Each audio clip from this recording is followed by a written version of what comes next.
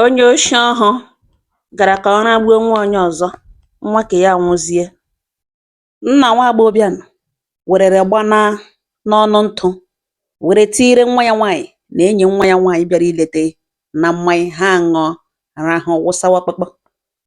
Ya wee dada enyi nwa ya kpatoo ya nwe ya ukwu.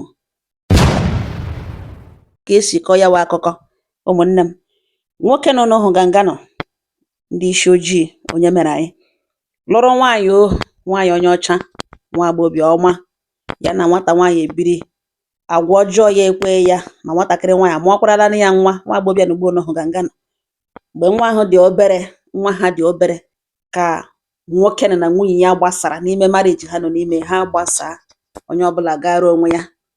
Ọkwa n'otu nwa nọ n'ohu ganganọ, aha ya wụ Jane, ọ wụ nwa nwaanyị a mụkwara nọ nwoke. Ha gbasaa marriage atisa, onye ọbụla gara onwe ya. Ọ ya ka nwatakịrị tolitere, unu ma na ụmụaka ndị ke nwaanyị na-adịkarị fond of nna ha. Ihe ọ sọrọ ṅụ mee, ụfọdụ ịhụnanya na-adị too much, anaghị ekweta na nna ha mere ihe ọjọọ ọ nna ha nwere ka ọpa. That ịhụnanya na-anụ n'etiti nwoke na ụmụ ya ndị ke nwaanyị. Nwatakịrị etolite si ya achọghị ịma onye ọwụ fault ya mere marriage nne na nna ya jiri gbasaa. Ya achọghị ịma ma ọ wụ nna ya wụ the fault or nne ya wụ the fault. Na ya ga-eji ha abụọ ịhụnanya. Ihe nwa a na-emewu ebe ọ ma ebe nna ya bi, mgbe ụfọdụ ya ga-eletakwanụ nna ya, shirige nna ya nri, sachara ya akwa, kwụpụrụ ya ọka, eme ya lapụteghekwanụ mma ya. Ọ ya ka e ruru otu ụbọchị a na-eme Thanksgiving and that day wụkwanụ holiday. Jane nwa na ogbenye na-akpọ nna ya na fonu na ya chọrọ ịbịa hụ ya, na ya ga-abịa na ya ga-abịa, and ya bịa, ya ga-abịa with enyi ya nwaanyị, na ya na enyi ya nwaanyị ga-eso abịa. Nna ya sị okay na nsogbu anụ na ha bịawa na ya echega ha. Ọ ya ka ụmụ agbọghọbịa abụọ nụtara nwa ya nwaanyị Jane na enyi nwa ya nwaanyị, nwatakịrị na-asampụlụ je nna ya gaga iji enyi ya nwaanyị so lekwe dadi ya nwoke ọma nna ya ya hụrụ n'anya. Ọ ya ka ha rutere, nwoke nụtara nwoke nọ n'ụga ewere gbanaa n'ọnụ ntụ, ndị ke a na-akpọ okponto, ndị ke ntụ mkpụrụ mmiri, na ndị ke tatata, ndị ke a na-ekwu isi ekwu egbe, ndị ke a na-akpọfe mmadụ na ọkara ala mmụọ na ala mmadụ, were misie ya tiire nwa ya nwaanyị na mmanya, tikwere na enyi nwa ya nwaanyị na mmanya. Ụmụazị abụọ aṅụchaa wụsawa kpakpọ.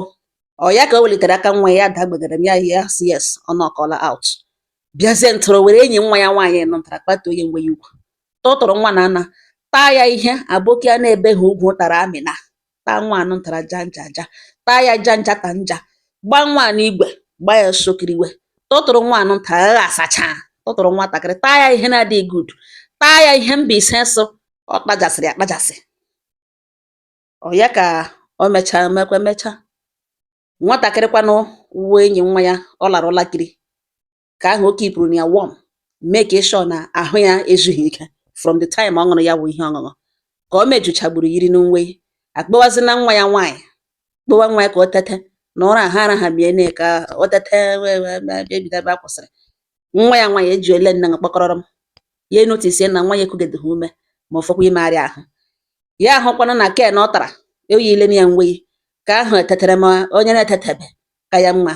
Ihe oke a jos na-adaga kpomkpom, o nwetebeghị onwe ya, mana ọ dị worried ebe nwa ke ya nọ. Mgbe ọ hụrụ na nwa ya ihe utu kwuru awụzi ihe emege, ya wụrụ mịa ka mmiri fonu kpọọ polisi.